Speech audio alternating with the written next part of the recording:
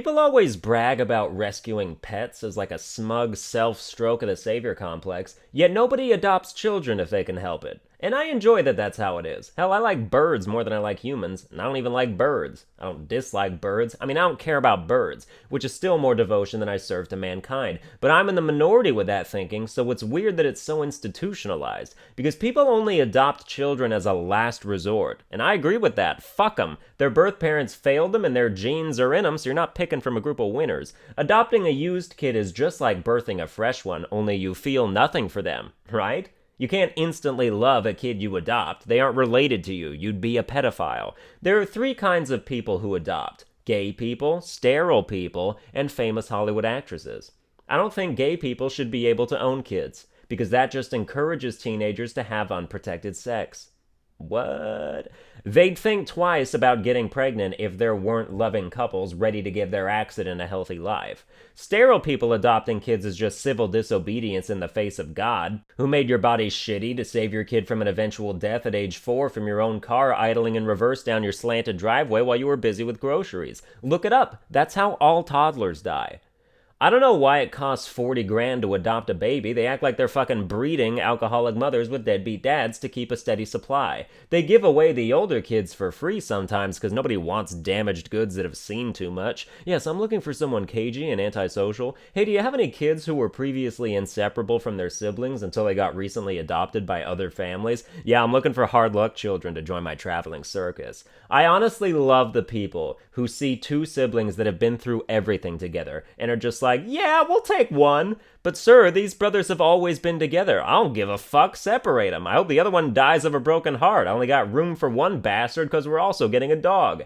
Do adoption agencies have sales? Hey, it's 50% off for the retarded kids, right? I have a coupon. Yes, sir. And do you have a rewards card? Imagine visiting the adoption agency so often that would have benefits. This is your 9th adoption this month. How are all your children doing? Oh, they're dead. I just use them to fertilize my plants. Here's what I'd do if I adopted. I'd find kids that were rescued from abusive households by social services, and then I'd take them home and beat them. This episode's great.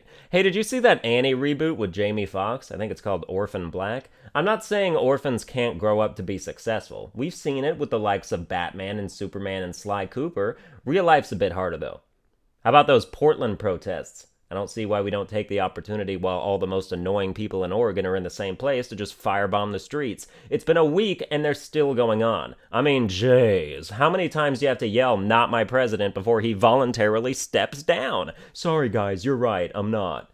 Everybody has a Trump impression, which is why I refuse to do one. It's like Arnold Schwarzenegger now. Nobody's impressed. The irony is that protesting is only making life more inconvenient for your peers, whose highway lanes you're blocking and whose apartments are wishing they were soundproof to all the naive 20-year-old idealism going on out there. I find it strange how a peaceful protest is allowed to have hundreds of people scream at the top of their lungs. But if it was just one guy on the street doing that, he would be arrested for disturbing the peace. So there truly is safety in numbers, and humans are a conformist species, but we knew that. Quote-unquote peaceful protests are the closest thing to the annual purge that America ever gets, which is why they bring out the anarchists who seem to have a burning hatred of glass, small businesses, and motor vehicles. Because fuck taxpayer dollars, am I right? The biggest eye-opener for me watching footage of what are now sometimes classified as riots is how many people own bandanas and ski masks. They should just rename ski masks to robbery masks. I mean, who are you fooling at Fred Meyer? Some 250-pound black guy at the counter buying a ski mask like, yeah, I vacation in the Alps. Nigga, you ain't hitting the slopes, you're hitting banks.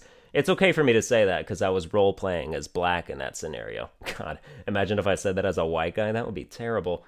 Well, that's going to do it for this episode. I hope you enjoyed it. If you did, you can like, share, and subscribe, and I'll play myself off.